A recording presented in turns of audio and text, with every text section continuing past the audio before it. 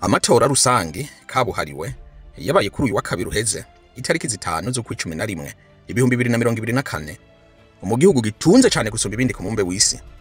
Leta zunze ubumwe za Amerika yahuje umudame wo mu demokrate Kamala Harris n'uwahora aramutswe iki gihugu kuva 2017 gushika 2021 agatsindwa mu matora yakurikiye no mu demokrate Joe Biden mu 2021 gusa n'ubundi akarahira kazongera garuka ubutaha umu Republic bwana Donald Trump. Amatora yaraye yaheze yegukanye intsinzi. Ese amatora yagenze gute? Ariko koko Trump abikiye iki igihugu ciwe n'isi yose muri rusange? Uyu mugabo w'umukire kabuhariwe afise yahe migambi? Ese nk'abanyafrika tumwitege kwiki? Jewe ndi Seti kuri The Megamind. Muhawe ikaze. Donald Trump, umukire w'umuhegwe, umucuruzi yahindutse umunyapolitike kuva hatsindiye kuba president mu 2017 yarahiye gushira imbere igihugu ciwe ca Amerika mu migabo n'imigambi yiwe.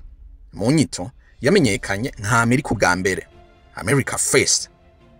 Mu ijambo ryiwe yavugiye Palm Beach County Convention Center muri leta ya Florida mu gitondo cy'uwa gatatu heze, ashimira icizera bene gihugu bongeye kumugirira n'umugambwe wiwe w'aba Republic. Umwanya muto bimaze kumenyekana ko yatsinze afise akamwemwe n'umunezero mwinshi imbere y'abantu isinzi bamukunda. Yaragize ati, This campaign has been so historic in so many ways. We've built the biggest, the broadest, the most. Iri sekeza ry'aya matora ryaranditse amateka mu nzira nyinshi cane gose. Twashoboye kugira urunana no gushira hamwe bitari bwigere bibaho mu mateka ya Amerika.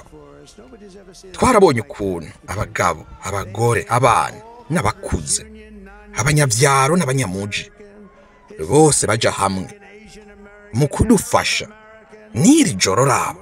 Iyo uvyiyumviye namye ndaba amatohoza bakoze, nta numwe yari bwabone nk'ivyakoretswe iki gihe. Baje bava mu mice yose, abaje bavuye mu bumwe bw'abakozi canke bataburimwo, abirabura b'abanyamerika, abahispanic b'abanyamerika, abanyamerika b'abanyaziya, abarabo b'abanyamerika, abayisilamu b'abanyamerika, bose twari tubafise kandi vyari biteye igomwe. Kwari kwandika amateka kunga bene gihugu b'imice yose n'akahise gatandukanye, bose hamwe bahujwe n'intego imwe gusa, ubwenge busanzwe. Uzi ico twita common sense, ni nko kugira imbibe z'igihugu, umutekano. Twipfuza ibintu vyiza nko kumva ko turi amahoro, dushaka uburezi bwiza, dushaka igisoda gikomeye cugaye, kandi ntidushaka kugikoresha intambara turimwo. Imyaka 4 yose ya mbere nta ntambara twigeze tugira, uretse nyene ko twashoboye kunesha ISIS. Twaratsinze ISIS mu gihe gito cane c'intashikirwa. Oya nta ntambara twari dufise, nta ntambara twari dufise. Kandi baravuga ko uwatanguje intambara, ariko nta ntambara nzotangura, ahubwo nzohagarika intambara. Kandi intsinzi nini cane, ni intsinzi kuri demokarasi, ku bwigenge. Twese hamwe tugiye kugurura iminsi y'agateka keza ka Amerika. Tugiye gushitsa kazoza keza cane ka Amerika ku bantu bose. Ejo narasoje igikorwa c'amahuriro yo kwiyamamaza, amahuriro agera mu majana 9. Uwo vyemera amajana 9 neza, uwo vyibaza amajana 9. Gusa intego kwari kugera aho mwadushize kugira dukorera igihugu cacu. Ico nico tugiye gukora. Iki gihugu tugiye kukigira rurangiranwa kandi mbere ciza gusumba uko cigeze kiba imbere. Abantu benshi barambwiye ko Imana yarokoye ubuzima bwanje kubera impamvu, kandi iyo mpamvu niyo gukorera igihugu cacu kandi dusubiza Amerika ubuhangange yamanye. Tuzokora uko dushoboye kose n'imbaraga zose n'impemu zose ziturimwo kuri aka kazi kadasanzwe mwanyijeje. Aka n'akazi utogereranya n'utundi. Aka niko kazi ngira akamaro gusumba ubundi bwose ku isi. Donald Trump atorewe kuba umukuru w'igihugu kandi imyaka 4 yose yari iheze yirukanywe mu nzu yera, the White House. Akaba agira atanguza uburongozi bwa Amerika bushasha bugira bujegeze inzego za demokarasi mu gihugu eka mbere no ku isi hose. Trump umusaza w'imyaka 78 acakiye inzu yera kuva haronkeye amajwi agera ku 270 y'ishuri ryisumbuye ry'amatora. Aya akaba ari yakenewe kugira wicare mu ntebe y'umukuru w'igihugu. Ku ntsinzi y'uyu mugabo yahora ari umukuru w'igihugu, leta ya Wisconsin yamusunitse cyane ku buryo yahise akubita hasi umudamu Kamala Harris. Mu masaha ya 11:45 mu gitondo, Trump yari amaze kwegeranya amajwi agera ku 279, naho Kamala we yari akiri ku 223. Gusa yandi mareta make yaragiharura. Hose hamwe yasumbije Kamala amajwi miliyoni 5. Trump yasemereye imbere y'abamushigikiye batagira ingano agira ati, Amerika yatugiriye icizere, yongeye idutuma ku kazi gakomeye cyane kandi katari bwigere gakogwa. Ubuzima bwa politike kuri Trump bwaboneka ko bwaheze igihe atanguje ubujyajya bwo kuvuga ko amatora y'ubuheze aho yari yahiganywe na Joe Biden ko yibwe, bituma akagwi k'abantu b'insoresore bamushigikiye birara ku nzu yahora ari ihuriro y'inteko ishinga amategeko, the US Capitol, ku itariki 6 2021 mu kugerageza kuraba ko byohindura uko gutsindwa kw'amatora y'2020. Trump yashoboye gukubura abo bose bamugwanya hagati mu mugambi w'aba Republican. None heraba nguye yaratsinze no mu Democrate Kamala Harris mu gushira imbere cyane impungenge z'abenegihugu kubijanye n'ibiciro by'ibintu biguma biduga cyane, n'imvugo yuko ibyaha byiyongera cyane mu gihugu kubera bimukira batagira ivyangombwa, illegal immigrants, naho nta cemeza abifitiye.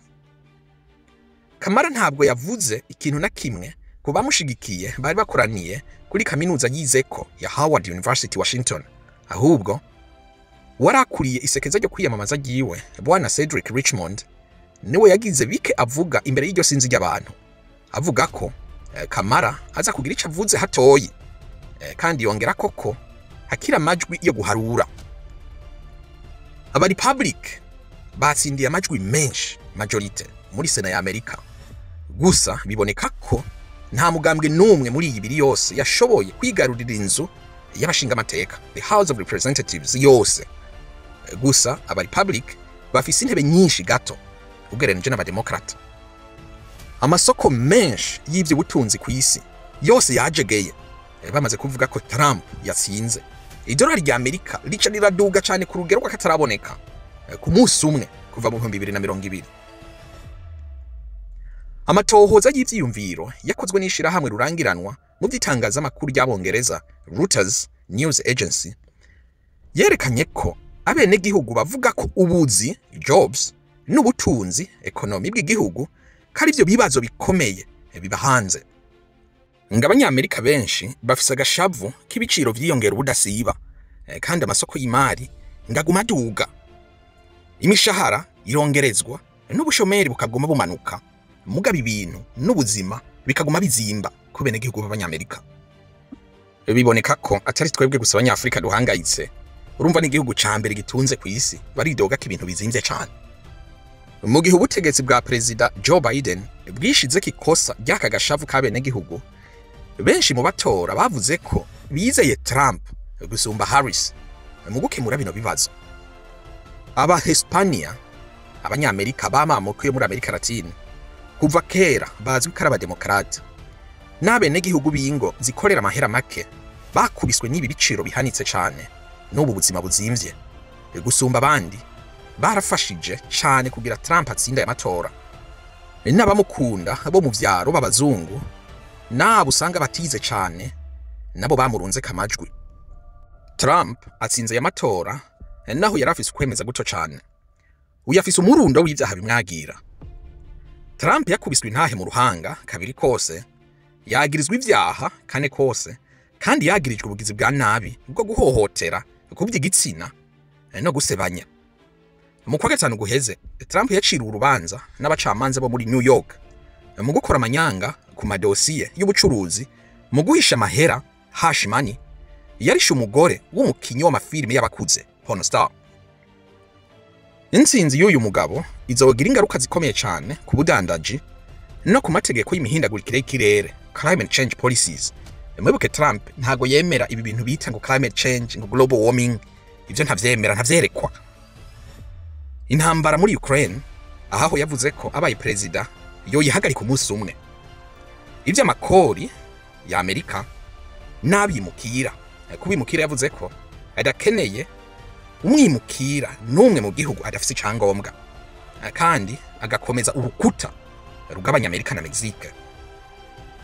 Ivyiyumviro vy'amakori yashize imbere bishobora kandi gutanguza intambara y'ubudandaji n'Ubushinwa n'ibihugu bigenzi vya Amerika, kandi indagano yo kugabanya amakori y'amashira hamwe no kugabanya ibiciro hamwe na hamwe bishobora guta ubutunzi bw'igihugu mu kaga. Trump kandi yasezeranye ko azotanguza vuba na vuba isekeza ryo kwirukana ikivunga mass deportation abimukira bari mu gihugu batagira ivyangombwa, illegal immigrants. Ntago yerekwa abimukira badafite ivyangombwa. Yaranavuze kandi ko ashaka ubushobozi bwo gushobora kwirukana abakozi ba leta akeka ko ubuhemu. Abo bahanganye bagatinya ko azohava ahindura igisata c'ubutungane n'izindi nzego z'igihugu zo gukurikiza amategeko, law enforcement, akabigira ikigwanisho cyo gukandamiza no gutoteza abansi biwe.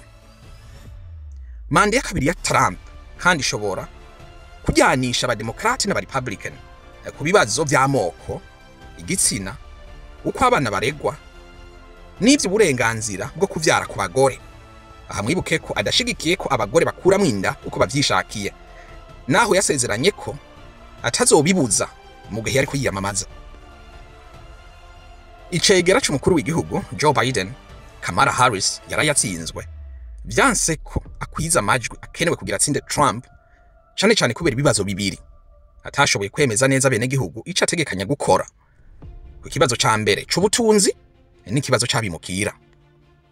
Harris yaratanze imburi avuga ko Trump ico ashaka kari ubutegetsi gusa, kandi ko arakaga kuri demokrasi. Trump ntakunda gutembera. N'igihe ca manda yiwe ya mbere ntiyigeze agera muri Afrika, ntabwo ahazi muri Afrika ntarahagera, no muri Oceania no muri Caraïbe. Muri Amerika Latine naho yahamaze iminsi 3 gusa. Afrika rero nta byinshi twomwitegako, gusa umugambi bise AGOA, African Growth and Opportunity Act, ubuhahirane n'ubudandaji hagati ya Afrika na Amerika, reka twizere ko azawukomeza. Ubushakashatsi bwakozwe n'ikigo Edison Research bwerekanye ko abanyamerika 3/4 bivuga ko demokarasi iri mu kaga mu gihugu, ubusumbane n'amacakubiri biteye ubwoba cyane, kandi aya matora ntago yavyoroheje ahubwo yasongeye isibe. Trump yagize isekeza rirangwa n'imvugo y'agahomera bunwa, yise Leta Zunze Ubumwe za Amerika umwanda, garbage can wabimukira. Avuga kandi ko ari umucunguzi ubutunzi bw'igihugu bwari mu nzira yo kuzimangana. Yongera kandi yita abo bahanganye abansi ba mbere canke abansi b'imbere, the enemy within. Ibi bitutsi kenshi abita ku banyamahanga babimukira, kenshi yagiye avuga ko ari uburozi mu maraso y'igihugu. Harris iwe akamwita utagira ubwenge, unintelligent. Naho Trump yamana amagorwa yo mu butungane n'impaka z'urudaca, agira kabiri gusa mu bahoze ari abakuru b'iki gihugu bashoboye gutsindira manda ya kabiri babanje kubogozwa ku butegetsi. Ya mbere iheze, uwa mbere yari Grover Cleveland mu 1885. Haheze amezi abiri Trump akubiswe intahe mu gahanga kubera hash money twavuze aho hejuru. Trump ari mu ihuriro ryo kwiyamamaza i Pennsylvania. Isasu ry'umuntu yoba yari umwicanyi ryari rimwishe rirahusha rikwaye urugutwi kw'iburyo. Ibi byateye abantu ubwoba, kandi ubugira kabiri yarahatswe kwicwa ariko akina golf ku kibuga c'urukino rwa golf rwiwe muri Florida. Ibi byose Trump yavyegetse ku bademokrate na Kamala Harris. Perezida Biden amaze kuvuga ko atacitoje manda ya kabiri ahubwo ko ahisemwo Harris, abatunzi benshi bamubwiye inyuma bamumenako amahera atagira ingano yo kwiyamamaza. Mu gihe cy'iminsi mike cyane yaramaze kwegeranya miliyari z'amadolari. Gusa rero aza kwicigwa n'umuhegwe Elon Musk yahise aha Trump amahera atagira ingano, kandi anakoresha urubuga rwiwe rwa X mu gukwiragiza za propaganda zo gutora Trump. Kamala Harris yemeye ko yatsinzwe.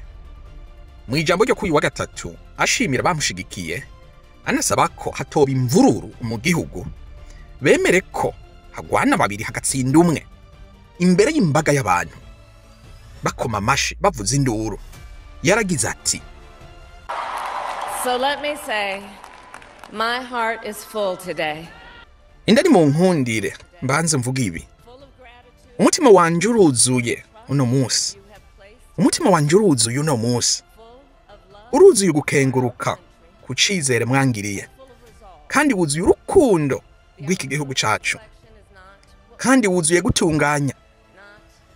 Ingaruka z'aya matora ntabwo arizo twashaka, ntabwo arizo twagwaniye, kandi ntabwo arizo twatoreye.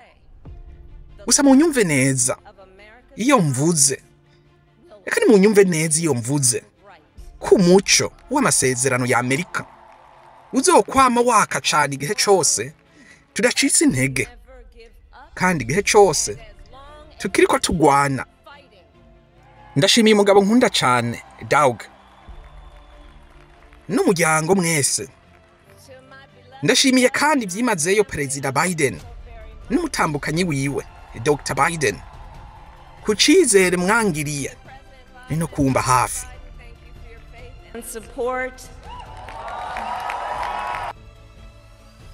Kongere ya Amerika ifise kugeza ku itariki 6 z'ukwa mbere 2025, no kuvuga umwaka uza, kugira yemeza aya matora. Kandi Trump n'icegera ciwe umusenateri JD Vance bazoca bakira ubutegetsi ku munsi wo gushinga ubutegetsi inauguration day itariki 20 z'ukwa mbere.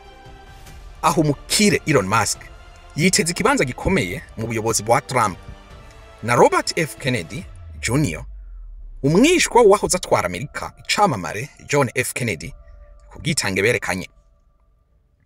Ese hagiye gukurikira iki? Ariko koko Trump agiye guhosha intambara ya Ukraine n'Uburusiya nkuko yabisezeranye? Ese Amerika n'Ubushinwa nindi yogira akamaro Afurika ubu? Bandanye ukurikira The Megamind mu gihe twigira hamwe ibintu bibazo, kandi aho hasi handitse subscribe kugira ntuzocikwe n'ibindi biganiro. Jewe ndi Seti, naho ubutaha. Keep well. Ciao.